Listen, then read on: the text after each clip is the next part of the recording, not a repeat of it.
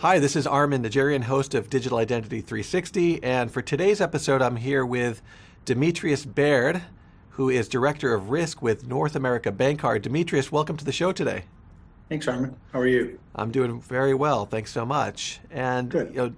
Demitrious, you hold a really unique position. We've had a lot of guests on this episode of this program, and really no one with the focus that you bring to the payments space. And so would really love to dive into some issues as an industry practitioner and talk about the intersection between payments and digital identity. But as a starting point, I really would like to hear from your point of view, as you think about the payments industry at large, not necessarily for your company, but the payments industry at large. What are some of the bigger pain points when you think about managing risk within the context of payments?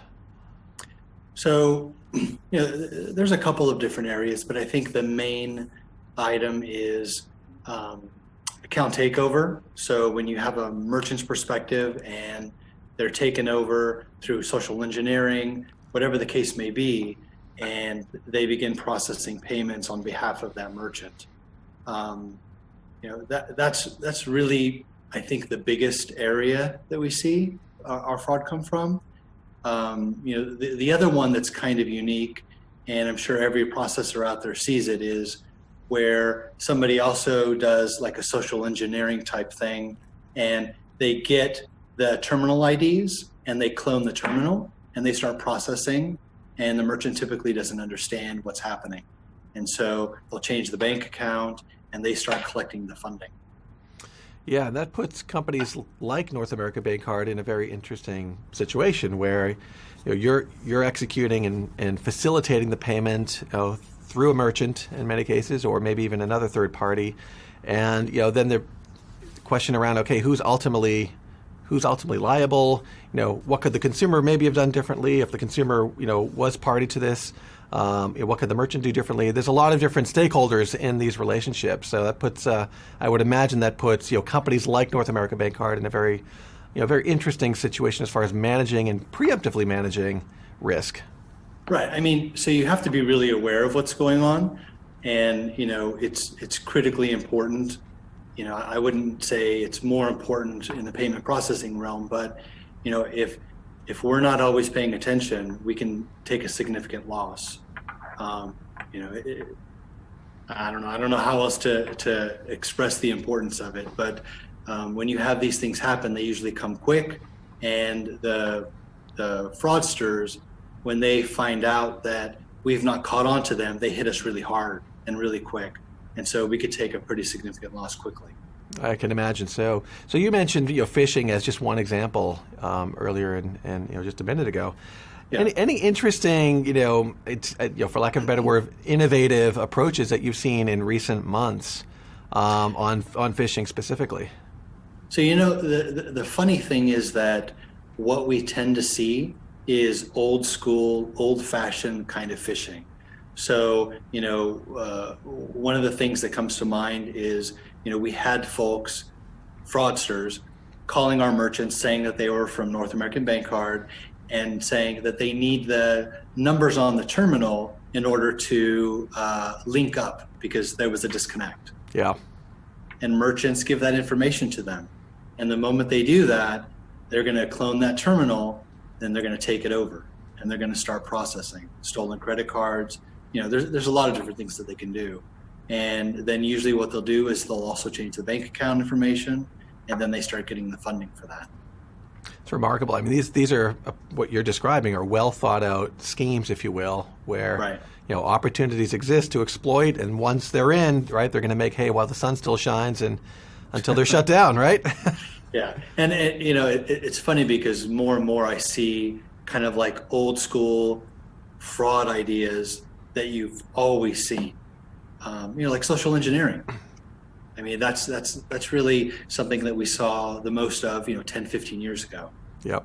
You would think in this day and age, you would see a lot more like computer type hacks or, computer systems that are going through and, trying to get into our systems. And that's really not what I see from my perspective.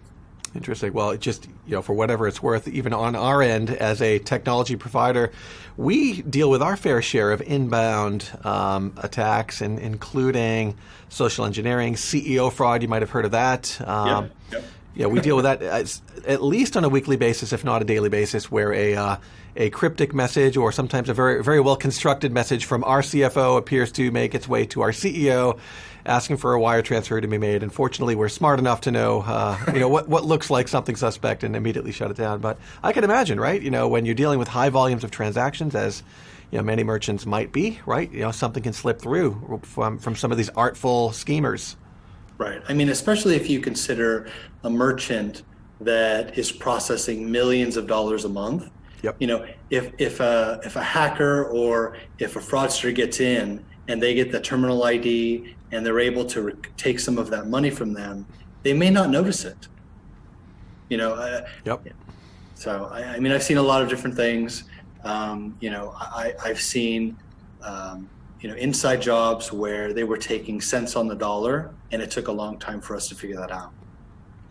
So let's talk about, there's different techniques and strategies to either mitigate or potentially even eliminate these fraudulent schemes, from where we sit at ThreatMetrics, this whole concept of digital identity, and, peeling the layer back, the concept of risk-based authentication, providing some really important context in the moment to really ascertain whether someone is to be trusted or not. I mean, these are capabilities that now exist. Obviously, companies like North American Bancard have embraced capabilities like this. Would like to hear just a little bit more about, what you see, the role of risk-based authentication playing to, again, mitigate or potentially even eliminate some of these schemes that you've been dealing with for many, many years. So, I mean, I will say that, the primary use that we have for ThreatMetrics right now is pre-underwriting. So, I'm not over underwriting. I don't really have any involvement with the underwriting process, but we do have threat hooked in so that as an application is submitted, we are able to take a look at it in the risk department and really understand if, that device has shown up before, and we're able to blacklist. And that's really how we're using threat the heaviest. And that's been a very successful positioning for us, because we cut all of that out before they even get approved. Now, I will say that I'm focusing now on really extending that to some of our other merchant-facing portals, so that as they update information, we can catch the same sort of circumstances that we would on the front end. And that's really kind of the approach that I'm taking, is that, every touch point from the merchant to us, I want to make sure that it's secure. I think you've laid it out really well. It's in that, what you're describing is generally a progression we see with, a lot of different use cases, a lot of different customers across sectors. To your point, catching the fraud at the front door is the most logical starting point. But, to your point, there still might be ways around that, right? We've got very sophisticated criminals and fraudsters out there, and so should they find a way around the front door, right, sort of the login experience, if you will, to prevent an account takeover, or, to your point, updating information, injecting that same level of intelligence in the moment at all touch points is the name of the game. Right. Yeah. Good. So, when you look forward, you look to the future, again, just from the position that you're in, you're looking broadly across the payment processing space, what do you see some of the potential future threats or future, approaches from a fraud perspective? Is there anything on the horizon that you're starting to see signals on that, might change the game, if you will, for people like us trying to stop this? So it's interesting, and I keep going back to kind of the old school strategies, because that's really what I've seen. So, I'll give you an example where, we took some losses last year in December, and when I spoke to the FBI and when I spoke to the local PD, and they reached out to some of the account holders or the supposed merchants and the bank account owners, it was all social engineering. Yep. So, there was an example of a woman owned the bank account that our funding went into, and the gentleman that she was supposedly dating online was the fraudster. And the thing that really concerned me, or kind of frightened me a little bit, is that with many of the examples that we looked into, they had some sort of online relationship for 6 months or more. So this wasn't a quick in and out, I'm going to defraud and I'm going to use this person's bank account. I mean, this was like a long 6 months. I mean, to have a relationship or, supposed relationship and to really fool them, that's a lot of energy and a lot of work to do that. It's almost like a grooming process, what you're describing. Right. Kind of. And we looked at probably 10 accounts where the same situation happened. Yes. And, the fraudsters, what they did is they used their bank account to apply the funds to, and then they had that person that they were dating go to the bank account, withdraw the funds, and then deposit it into their bank account. And then they disappear. Yep. Yeah, I've heard these stories, these long-term relationships that seem genuine, right? Especially for someone who might be vulnerable. Right. And then all of a sudden the switch flips and the conversation dramatically changes. One thing that we've seen, you might be aware, Demitrious, that ThreatMetrics publishes a quarterly cybercrime report. We look broadly across our network of the 110 million or so daily transactions that we see, and really develop some patterns. Really understanding where are the patterns from a threat perspective, different types of fraudulent behavior. One thing that we've noticed, especially in recent quarters, is really the true global nature of fraud. Right? It's certainly not relegated to any one country as far as where fraud originates, and it also is certainly not relegated to one country as far as where the fraud is directed. It's truly global to global, as global as you can imagine, and even some surprising places where we're seeing fraud originate. Does this generally match, so what you're seeing, from your point of view, just around the globalness, if you will, of these schemes? Yeah, I mean, it absolutely is. The benefit that we have is that we block any type of application from outside of the U.S. So, we're only dealing with the continental U.S., and then you all help us with that tremendously, right? Sure. Making sure that somebody's not masking their VPN or, not masking their location. So that does help. But, again, it goes back to, we had a stint about 2 years ago where it was in Africa. They were calling merchants in the U.S., and they were trying to get them to ship goods to Africa, and they were using stolen credit cards. Yeah. So, the difficult piece is that, because we are in the middle, if a merchant is unable to fulfill paying for a chargeback or a loss, so to speak, I'm really on the hook for that. So, my team tends to be a little bit jaded, I would say, because they assume that everybody's trying to defraud us. And that's been, a real difficulty that I've tried to overcome coming from the bank side. So, I used to be at JP Morgan, and it's a different perspective. But, in the payment side, if there's a loss, I have to take it if the merchant can't pay for that.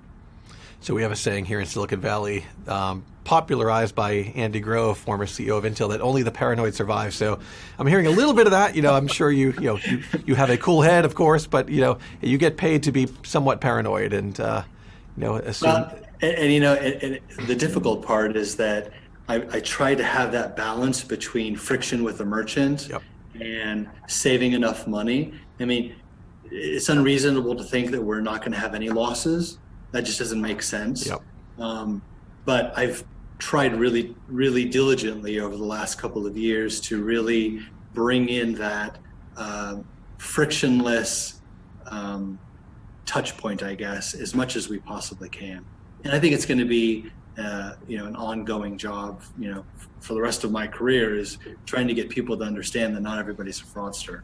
That's right. And to drill into that point further, removing friction, stopping fraud, absolutely, right? To every extent possible, we want to do that. We have a shared interest in that. But on the flip side, where there's a known good actor, removing all friction, making that experience as pleasant as possible, will help the merchant, will help the consumer, will help your organization. Right. And so it's really balancing both sides of the coin. I think that's the mission that we're all on together.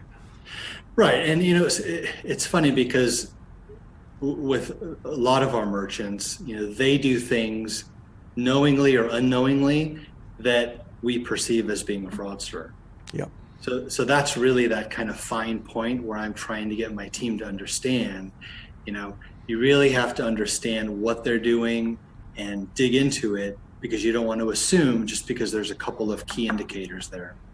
It's a really good point. Nuances in behavior, right? That are not certainly not fraudulent. When you peel back the onion, but the signals can be confusing, right? And not. Right. But and that's where tools like threat metrics and others, right, with maybe deeper layers of of policies, right, to account for some of these behaviors that might exist, and then knowing when to examine other types of behaviors so you're not making a false positive claim. Frankly, is really what we're talking about here. One other interesting thing that we've seen, I don't know if you've seen this or if you serve a community of nonprofits, but we've seen certainly nonprofits as a sector, as a point of fraud testing, if you will. Credit cards being sort of, fraudsters testing credit card credentials within a nonprofit environment. Making a small transaction, and then if that's successful, sort of going elsewhere for bigger prey. Have you seen that type of behavior sort of in the nonprofit space? Yeah, absolutely. I don't know that it's that heavy. I think what we typically see is that any e-commerce merchant, they will use some sort of algorithm on a computer and they just test cards, but it's hundreds of thousands of cards. Sure is. In a matter of an hour. Yes. So, because we have a very diverse merchant portfolio, we have storefront merchants, we've got huge big box merchants, we have a mobile platform where you can get one of our mobile fobs in a local store, and you could literally apply for an account and be able to process payments in a matter of 10 to 15 minutes. So, because of that, we have the whole gamut of the merchants out there. Even somebody that's doing a garage sale, I pretty much have seen everything you could imagine. Sounds like it, yeah. Yeah. Good. Well, any parting thoughts, Demitrious? This has been, by the way, very interesting. And again, a different perspective than we've had to date on this show. Any final thoughts, again, as you think about sort of your role and your intersection with the digital identity and risk-based authentication space? The only thing I'll say is that, to be successful really in any risk role, you have to be open to understanding new ideas, new thoughts, new processes.